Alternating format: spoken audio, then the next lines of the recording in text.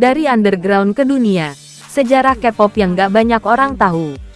Pernah gak sih kamu kepikiran, gimana musik Korea bisa dari yang dulu hampir gak dikenal, tiba-tiba jadi raja dunia? Dari lagu yang cuma diputar lokal, sampai sekarang bisa bikin jutaan orang di berbagai negara hafal lirik bahasa Korea.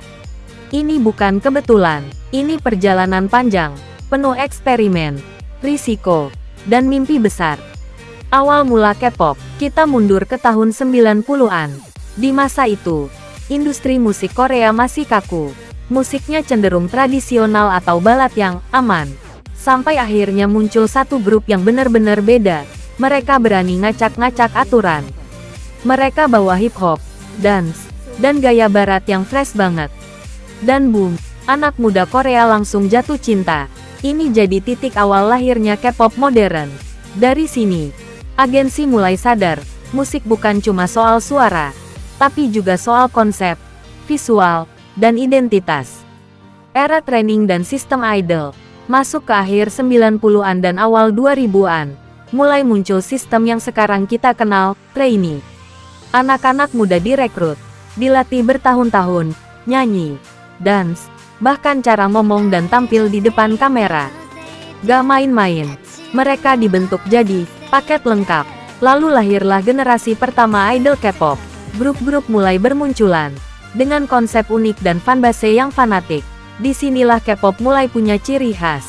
Bukan cuma musik, tapi juga fandom, lightstick, dan budaya fan yang solid. Menyebar ke Asia, masuk era 2000-an pertengahan. K-pop mulai keluar dari Korea, Jepang, China, Asia Tenggara, mulai kena virus K-pop. Drama Korea juga ikut bantu.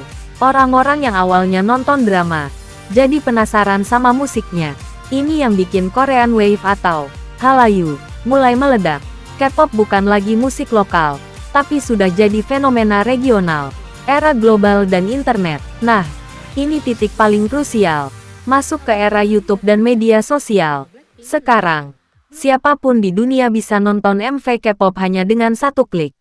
Gak perlu nunggu TV, gak perlu CD, video dengan konsep gila, dance yang super sinkron, visual yang memukau. Langsung viral, K-pop akhirnya menembus Amerika dan Eropa, bahkan masuk chart musik dunia. Dan di titik ini, K-pop resmi jadi global powerhouse. Kenapa K-pop bisa segede ini? Jawabannya simple, tapi juga kompleks. Karena K-pop bukan cuma musik, ini kombinasi dari produksi yang super serius, konsep yang terus berkembang, interaksi dekat dengan fans, dan kerja keras yang gak kelihatan di balik layar. Setiap comeback itu bukan sekadar rilis lagu, tapi sebuah event.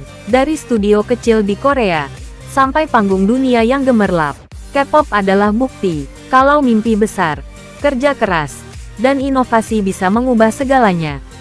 Dan yang paling menarik, cerita ini masih terus berjalan.